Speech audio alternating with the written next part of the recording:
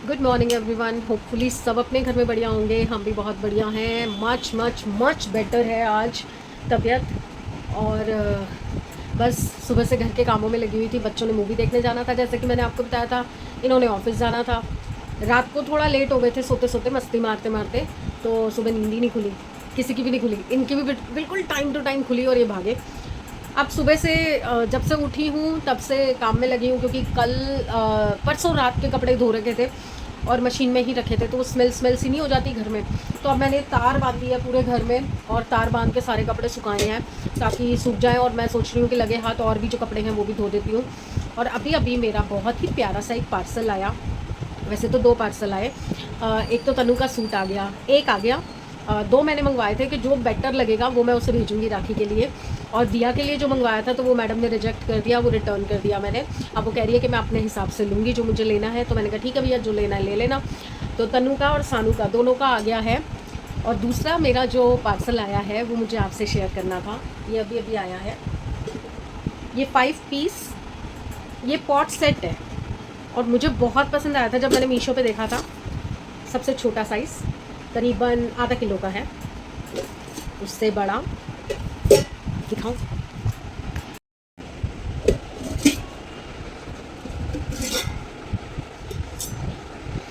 ये देखिए, ये 5 पीस पॉट सेट है। अब इसके जो ढक्कन है ना वो मुझे अलग से लेने पड़ेंगे। सिर्फ इसमें मुझे थोड़ा सा फ़र्क लग रहा है कि इसकी किनारी छोटी है, बाकी सबकी किनारी बड़ी है। ये देखिए, मुझे मेनली क्या होता है ना, दूध के लिए बर्तन नहीं मिलता।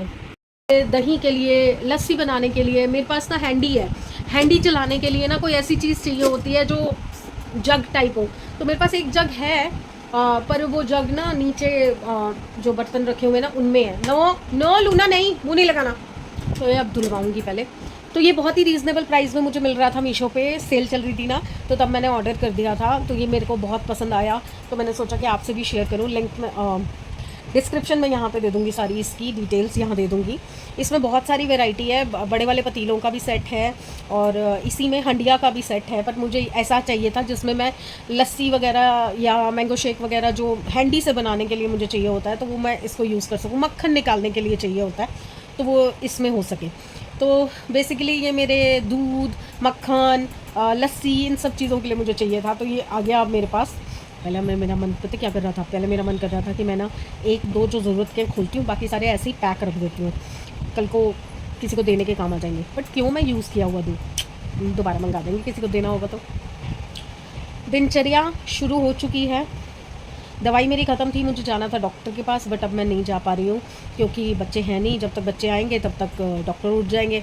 तो शाम को 6 से 7 का टाइम है, वो 1 घंटे का टाइम होता है। उस टाइम पे बहुत रश होता है, तब मैं नहीं जाऊँगी। तो अब मैं जाऊँगी कल सुबह डॉक्टर पे। तो आज के दिन मेरे पास कोई दवाई नहीं है, बट मुझे अभी दवाई की ज़रूरत है क्योंकि मुझे वीकनेस बहुत ज़्यादा लग रही है। उठ के मतलब कोई काम नहीं किया जा रहा। और आज फिर से लूना मैडम का कांड, तो वो दिखाना तो बनता ही है, क्योंकि लूना मैडम के जब तक कांड न गिने जाए तब तक घर की दिन की शुरुआत नहीं होती। चलिए दिखाते। ये एक हैंड वॉश था, हैंड वॉश का पैकेट था जो कि वाइट कलर के थैले में था इसमें, जिसके अंदर सारी बाथरूम एसेसरीज़ थी, बाथरूम का सामान सारा था। देखो, कुंडी भी नहीं लगी अभी तक। ये सारा बाथरूम का सामान था। ये सब राजमंदिर से ऑफ़र में आया है। देखिए, वो लाइजॉल का 2 लीटर के साथ आधा लीटर फ्री, ये एक के साथ एक, ये 3, ये भी 3, और ये हैंड वॉश के ये 2 अलग हैं और एक वो डेटॉल का अलग है। तो और फ्लश मैटिक जो मेनली चाहिए होता है वो ये लाई नहीं है। और बचाने के लिए फिर मैंने फटाफट से, ये रिफ़ाइंड है सारा, ये सारे रिफ़ाइंड की थैलियाँ हैं, तो ये मैंने यहाँ रख दी। कहीं मैडम और पूरा ही भर दे, क्योंकि यहाँ पे पड़ा था सामान। तो ये देखो, ये सारा लिक्विड है, ये साबुन, ये साफ़ ही नहीं हुआ अभी तक। तो वो लिक्विड सारा इसने, लिक्विड सोप जो था वो इसने कहीं होल कर दिया और वो सारा सोफ़े पे गिर गया है। तो अभी वनीता आएगी तो तब मैं उससे फिर अच्छे से वहाँ पे साफ़ करवाऊँगी। बस अब नहाना धोना है, बट मैं जा नहीं सकती ना नहाने, क्योंकि ये तूफ़ान मेल है। अगर मैं नहाने गुजरी और पीछे से इसने कुछ कर दिया तो दिक्कत, फिर परेशानी हो जाएगी। तो अब जब तक बच्चे नहीं आते मैं कुछ कर ही नहीं सकती। किचन में जाती हूँ तो मेरे पीछे पीछे आ जाती है। वैसे ही से नींद आ रही है, देखो मैं यहाँ बैठी हूँ तो सो जाएगी, अगर मैं उठ के बाहर गई तो ये बाहर आ जाती है, अगर मैं उठ के अंदर आई तो अंदर आ जाती है। तो अभी कोई काम नहीं कर पा रही मैं। वनीता अभी तक आई नहीं है, 1 बज रहा है। एक्चुअली उसकी बेटी को इंजेक्शन लगा था ना, तो उसको फ़ीवर आ गया था, तो कल भी वो लेट आई थी। तो आज मुझे आइडिया था कि वो आज भी लेट आएगी। एक तो बारिश है, दूसरा उसकी बेटी भी ठीक नहीं है।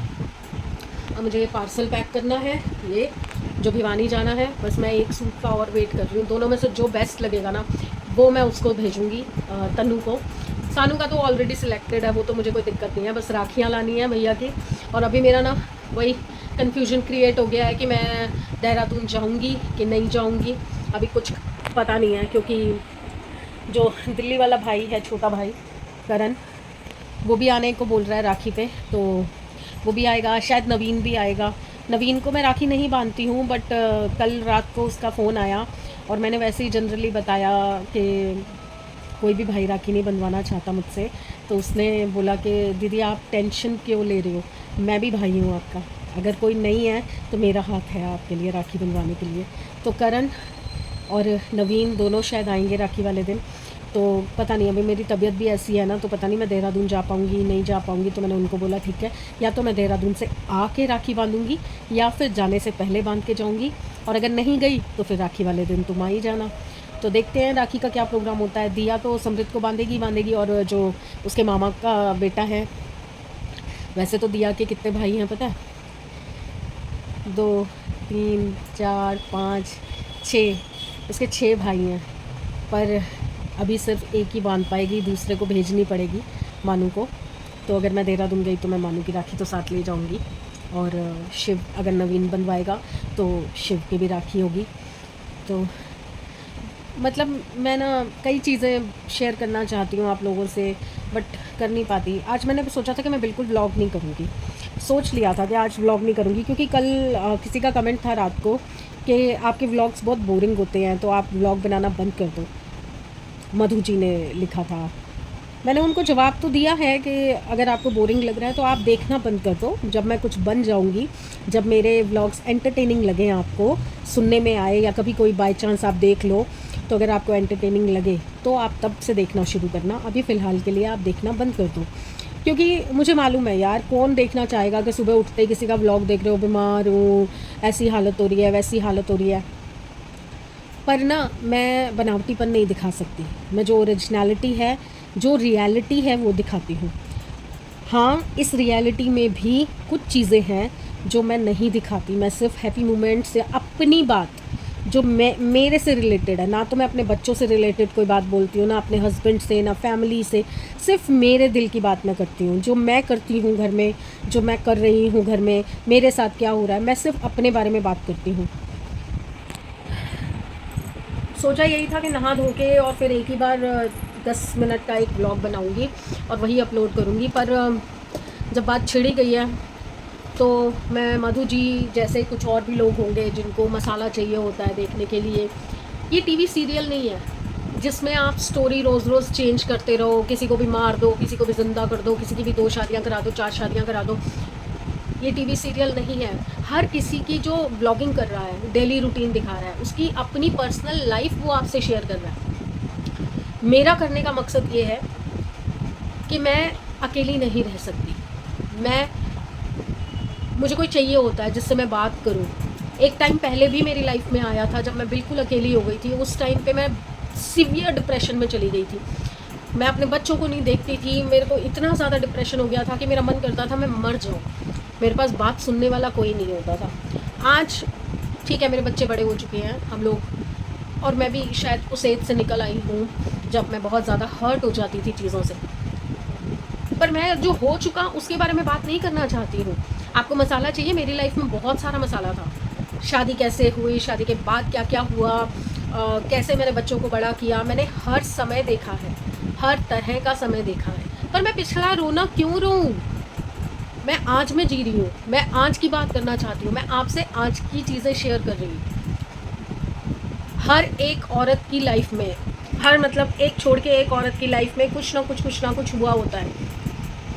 कॉम्प्रोमाइज़, लड़ाई झगड़े, मार पीट, नौकरी को लेके, घर को लेके, मायके को लेके, बच्चों को लेके, ससुराल वालों को लेके बहुत सारी चीज़ें हुई होती हैं, मेरी लाइफ में भी हुई हैं, पर मैं उसके बारे में नहीं बात करना चाहती। जो हो गया, कुछ लोग चले गए हैं, कुछ लोग लाइफ में ही नहीं है, मतलब हमसे कोई लिंक नहीं रखते, मैं उनकी क्यों बुराई करूँ बैठ के।